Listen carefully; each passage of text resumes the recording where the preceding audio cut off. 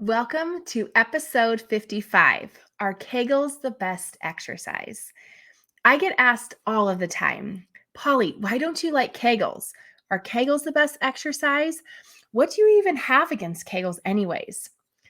Rather than give you a really deep discussion about this and give you some of my reasons, I would rather educate you about Kegels and about the pelvic floor and let you decide.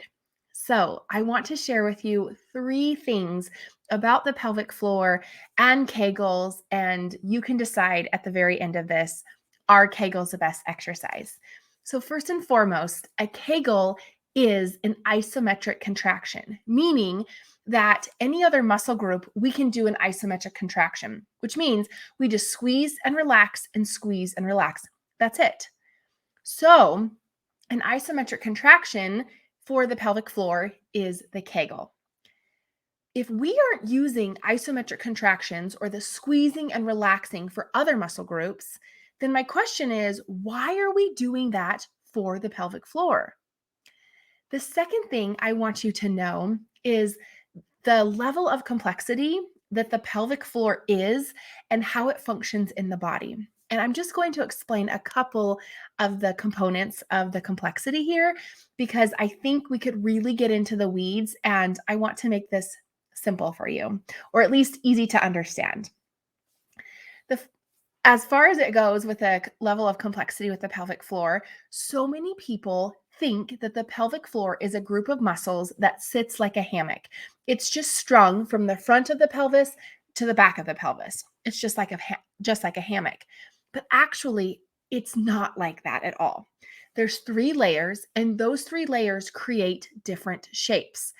I like to think of them as a door frame that leads to a hallway, the first layer into the second layer, and then the second layer leads into the third layer, like a hallway would lead into a big circular living room. And that is not a hammock, right? The other component here, as far as complexity goes, is that the pelvic floor serves 5 different functions. And when you look at other muscle groups, the biceps, the triceps, the quadriceps, the hamstrings, they don't perform that many functions. So, leading back to the first component here, using a squeeze and relax type of contraction or type of exercise, is that enough for a muscle group that is quite complex? And the last thing here that I want to talk more about, because I feel like this is such a vital piece to the pelvic floor and in answering the question, are Kegels the best exercise? The way in which the hip is supported is by the pelvic floor.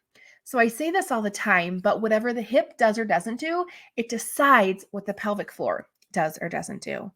And so if the hip is moving, which think about all the times during the day when your hip moves, when you walk, when you stand up, when you bend over to pick up something off the floor, when you get groceries, when you get into bed, when you get out of bed, when you sit down on the toilet, there's so many cases in which the hip is working. And guess what? The pelvic floor is working also. And so think about some of those ways in which we strengthen our hip. We don't just squeeze our bum cheeks together and then let go, and squeeze our bum cheeks together and then let go, do we? No way. We have squats, we have lunges, we have jumping, we have running, we have step aerobics, we have high fitness, we have yoga, we have all of these ways in which we strengthen our hip muscles or our bum or booty muscles, however you want to think of it.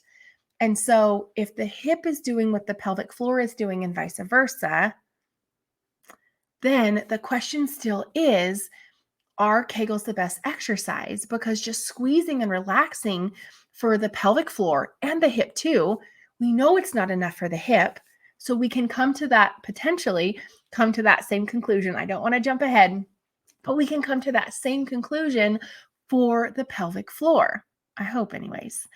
And I just want you to imagine for a moment that if all you did for your physical activity or your workouts or your training or how you got your sweat on, if you just squeezed and relaxed and squeezed and relaxed, would you get to your goals?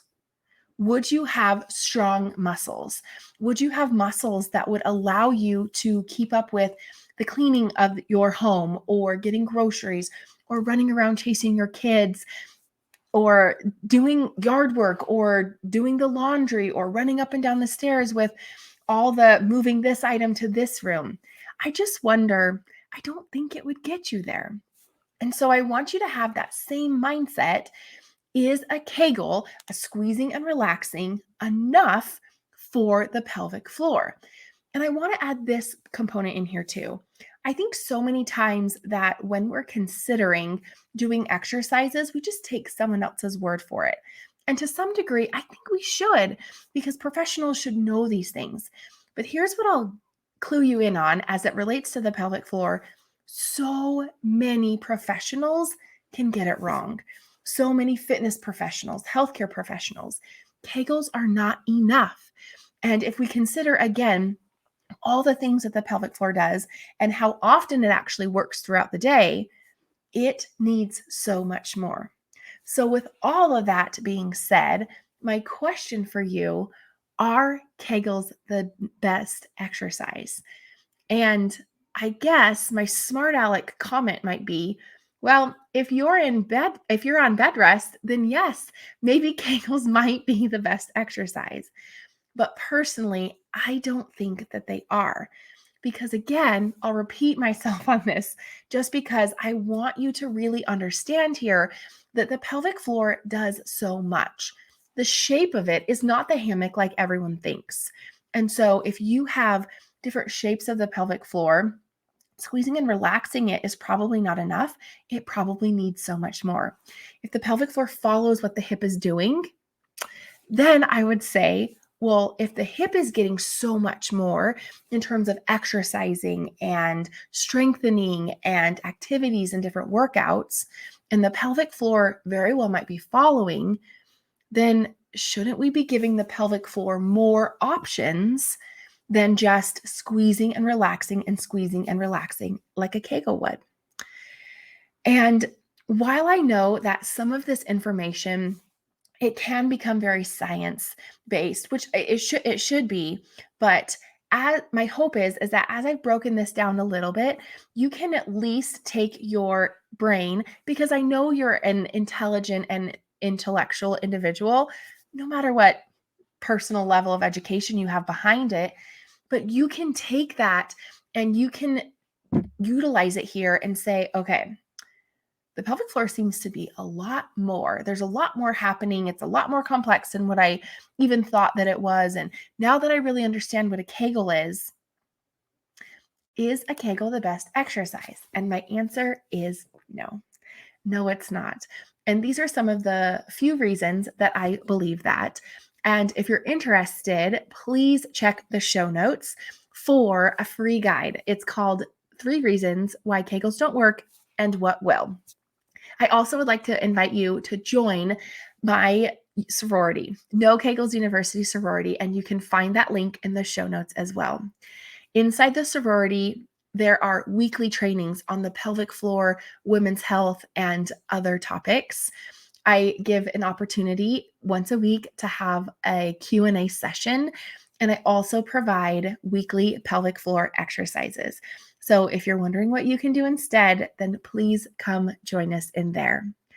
And if you're really interested in diving deep and having a done for you program where I outline all the steps in strengthening your pelvic floor, then check the show notes for Bye Bye Leakage, a comprehensive program for pelvic floor strengthening. It will walk you through all of those steps. I would like to thank you for being here and really taking a different look at how you can improve your pelvic floor health and strength. And with that, remember, you're an heiress and a queen and everything in between. See you in the next one.